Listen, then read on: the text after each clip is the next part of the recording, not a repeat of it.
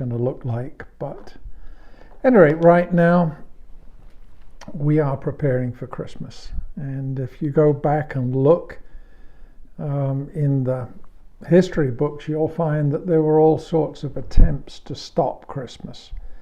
And of course, you can go back to thinking about the efforts of Herod to kill the Christ child. But even today now, we've sort of said, okay, well, or the world sort of said, okay, we'll have Christmas, but we don't want the Christ that comes with Christmas. Well, how ludicrous is that? Because the holiday itself is to celebrate the birth of that man. And not only that, but his name is the main part of the title for the day. If you take out Christ from Christmas, what are you left with? A mass, or I think more likely a mess. But I read something the other day that talked about, how different would the world have been if we hadn't had a Christmas? Well, obviously, the impact on it from the world's point of view is, then we don't have the lights, we don't have the music, we don't have the Christmas presents, and I think for just about everybody, Christmas has become one of their favorite times of the year. But what if there'd been no Christmas? I'm sure that if I asked each of you, what are some of your fondest memories, they probably would involve Christmas, because I can think back to all of the funny things and all of the good times we've had. The other day, I'm trying to put some of the old photographs we have onto the computer, and I came across a photo of us. Many years ago, the Masters Commission used to sell Christmas trees, and so they always had this sort of standing order for us that the biggest tree that you've got, we're going to buy. Well, one year it went over the top, because the tree that we got, I don't know, was 14, 15, 16 feet high. And it, at one point in our house, we've got a pretty tall ceiling, but this tree touched the ceiling.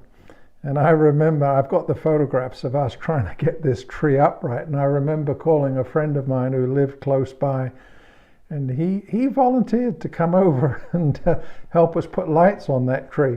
But when he walked in and saw the tree, I think he'd forgotten. I think he regretted ever making the offer. But there's been so many memories. But what would have happened if Christmas hadn't have been there? Those memories wouldn't have been there. But more to the point, when you look at the bigger picture, if there'd never been a Christmas, the world would be really different than it is today. When Christ came, one of the things that he talked about was peace and goodwill to all men. He taught his followers how to love God and how to love their neighbors. And, as an extension of that, in order to live that out, his followers invented the idea of organized charity. Whether you realize it or not, all of the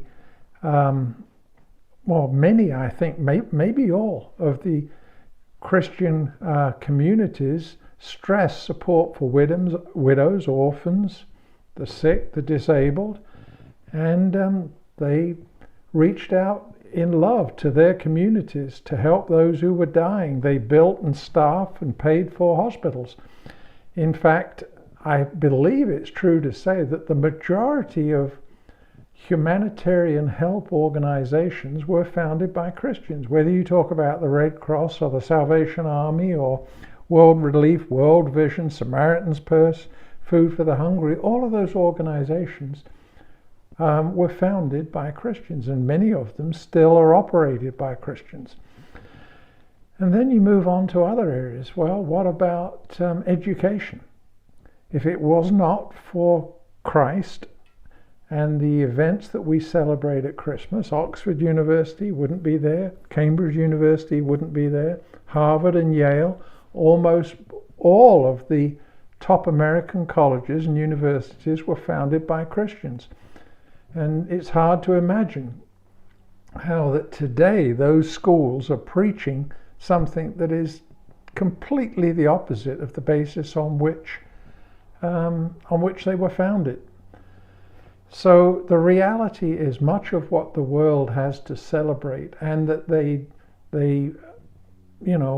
congratulate themselves about is actually based on Christians following through with the acts that our Lord taught us about. So, those are some of the ramifications. Now, for us, of course, we know that without Christmas, something far worse would have happened, and that is that Christ would not have come. Christmas is the celebration of his arrival, and I don't even want to think about what life would be like or what our world would be like without that man Jesus coming. Well, I say that man, we know he came as a man. John 1:1 says, in the beginning was the Word, and the Word was with God, and the Word was God. He was in the beginning with God, and all things that were made through him were made, and without him nothing was made that was made. I think I said that wrong, but you understand that he was the Son of God came down on that day as a baby, and he went through all of the things that we read about it. The very creator of the universe, the man, the being that was there at the foundation of the earth, he came down. And why? He came down to earth and went through all he went through because of what it recaps in John 3:16. For God sent his only begotten Son. I told you yesterday that I can't imagine how the Lord feels to know that plan that was devised before the foundation of the earth, and that involved him giving his only begotten Son, his only Son, his only born Son. That's what begotten means. We are sons of God, but we weren't necessarily born into the family, right? We were adopted. But I've yesterday posed the question: how does God feel when that gift is rejected? There's another side to that equation that I think we just need to touch on today.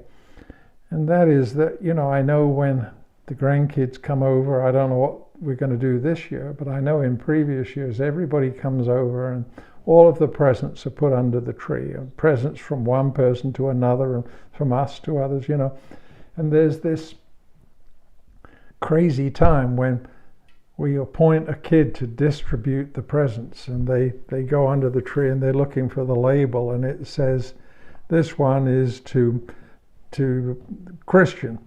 And so the present is presented to Christian, and what happens? If we're not careful, pandemonium breaks out, and he opens the present, then we can't remember who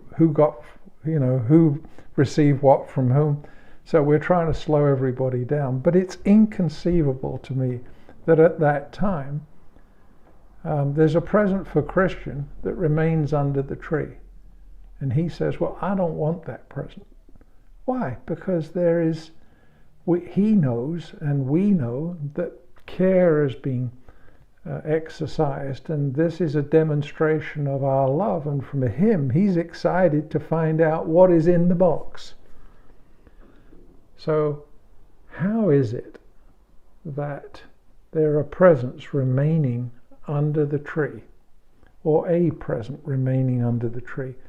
And maybe it's not just under any tree, but maybe it's under the cross.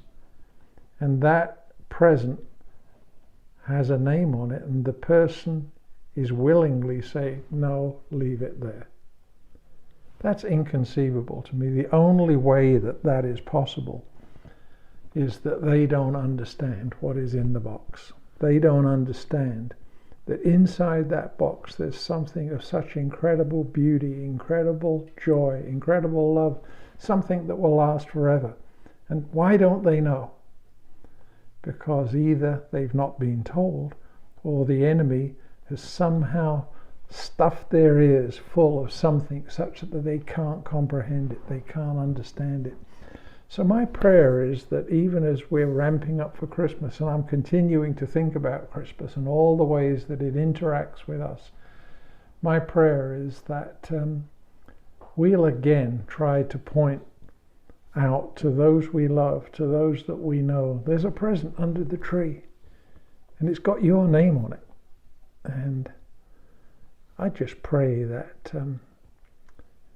you're going to accept that gift, the greatest gift that's ever been given, the gift that costs the most of any gift that has ever been given, and the gift that is going to last the longest. You know, some of the presents we give, they're opened and discarded within a few days, or they break. But this gift, the gift under the cross, a gift that had my name on it, had your name on it, and guess what? It has the name of all of our loved ones, all of those that we come into contact with. I pray that this year will be a time when, once again, we don't grow tired of pointing out there's a gift under the tree for you. So that's my thought for the day. It's a great time of year, isn't it? And I'm just trying to make sure that this year, even as we talked about Advent, I'm trying to make sure that this whole period I'm ramping up. And I'm trying to make sure that, as Pastor Tommy says, I wring every little piece out of each day, not particularly out of each day, but in my present commitment, I'm trying to make sure that I don't skip anything in appreciation of Christmas and what it means to us. My thought for the day. Love you all. I'll be back tomorrow. God bless you.